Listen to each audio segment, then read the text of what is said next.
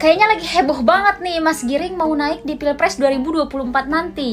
Karena sebagai warga yang baik, ya udah aku coba cari ya kan, persiapan buat 2024 nanti, dicari prestasinya Mas Giring apa di dunia politik dan untuk masyarakat Indonesia apa gitu. Nih, sampai nyari di Google prestasinya Giring di dunia politik, gak nemu.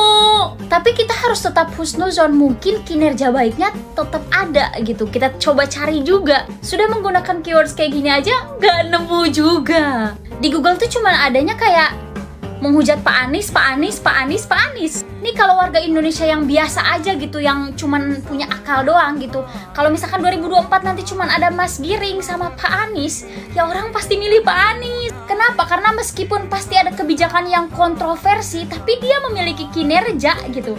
Gak cuma kayak Mas Giring yang cuma statement di media sosial aja. Dan isi statementnya juga cuma menghujat. Terus di podcastnya Om Deddy kan kayak muji-muji Pak Luhut, katanya Pak Luhut kerjanya bener, bahkan bisa menurunkan kasus COVID-19.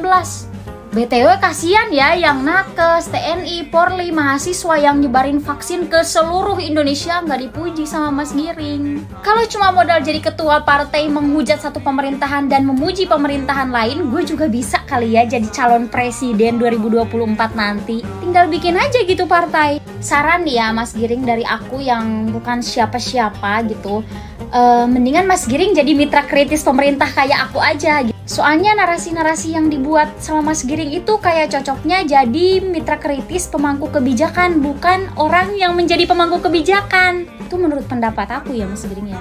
Tapi semangat jadi calon presiden 2024.